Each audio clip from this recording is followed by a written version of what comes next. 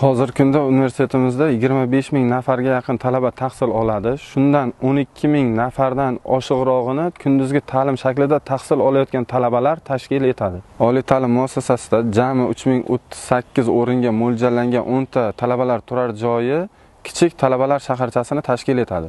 Shuningdek, universitetga yondosh mahallalarda 300 dan ziyod ijara huquqi asosidagi xonadonlar mavjud. Ayni kunlarda universitetimizda talabalarni turar joy bilan ta'minlash bo'yicha shtab faoliyati yo'lga qo'yilib, talabalar turar joylari to'liq shay holatga keltirildi.